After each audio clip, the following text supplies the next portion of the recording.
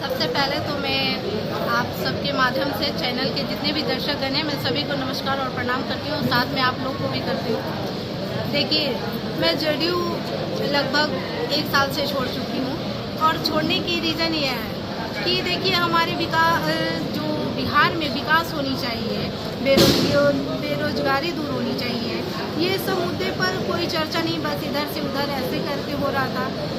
और देखिए अभी जो माननीय प्रशांत किशोर जी का जो विचारधारा है, बिहार बदलाव यात्रा जो पद यात्रा निकाले, उसमें हम लोगों ने देखा कि उनका मोटिवेशन क्या है, लोगों के प्रति सोच क्या है। हमारे विकास जो बिहार में विकास होनी चाहिए, बेरोजगारी दूर करनी चाहिए, उनका जो 5 नारा है आप लोगों ने भी सुना होगा। तो ये सब देखकर मुझे उनका मोटिवेशन और ये सब सोच समझकर मैंने पार्टी जनसुराज ज्वाइन किया, क्योंकि देखिए बिहार तो बिल्कुल बदलाव चाहती ही है।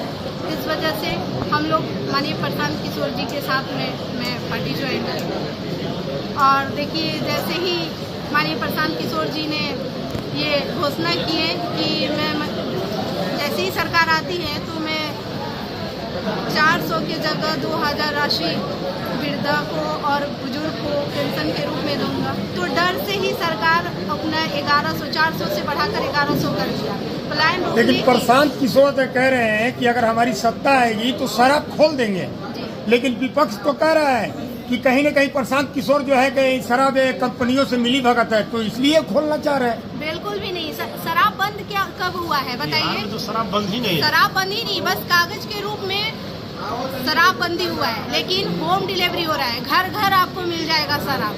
किस तरीका से शराबबंदी हुआ है? बस सरकार को नुकसान हो रहा है कि मतलब शराबबंदी है, बस कागज के रूप में बंद है, लेकिन घर घर शराबबंदी बिल्कुल है ही नहीं। मैं तो बोलती हूँ मैं होम डिलीवरी आपको शराब मिलेगा। अब किस तरीका से बोल रहे हैं, कैसे माननीय मुख्यमंत्री जी शराबबंदी किए हैं, उनके ही अधिकारीगण मिलजुल कर देखिए शराब घर घर पहुँच रहा है, होम डिलीवरी जा रहा है। तो किस तरीका से आपकी सरकार ने शराबबंदी की है? जनसुराज के पास ऐसा क्या एजेंडा है लोगों को रोजगार देने की?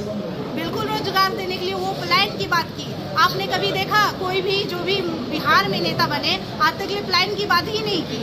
तो उनके पास वो तो काफी दलों को माननीय मुख्यमंत्री बनाए और प्रधानमंत्री भी बनाए। वो तो राजनीति में सलाहकार हैं, पूरे सरकार बनाते हैं, तो उनके पास बहुत सारी है। अभी तो आप देखें प्लान को रोकने की बात की है, उस तरीका से आप 10-15 हज़ार के लिए जो हमारे युवा जा रहे हैं अदर राज्य में, क्यों जाएंगे? 10-15 हज़ार का रोजगार हमारे बिहार में मिलेगा क्या? जनसुराज तो आपको बहुत बड़ा जिम्मेदारी दी है, आप इसको कैसे लीजिएगा?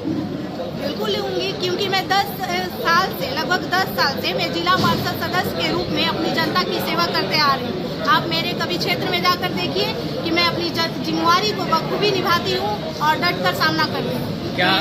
क्या आगामी विधानसभा में नेहा नटराज चुनाव लड़ेंगे? बिल्कुल लड़ूंगी। मेरे माननीय प्रशांत किशोर जी मुझे उस लायक समझे और कहीं से टिकट मुझे देते हैं तो मैं बिल्कुल चुनाव लड़ूंगी और डट कर लड़ूंगी और विकास की धारा भी दिखा दूंगी कि कैसे विकास की जाती है। आप मेरे जिले पार्षद के क्षेत्र के रूप में जाकर देख लीजिए कि मैंने विकास कैसे किया है। उस तरीका से जब मैं चुनाव लड़ती हूँ और चुनाव जीत कर आती हूँ तो आपको देखने को यही मिलेगा। आपका परिचय? मैं सासाराम जिला पार्षद नेहा नटराज।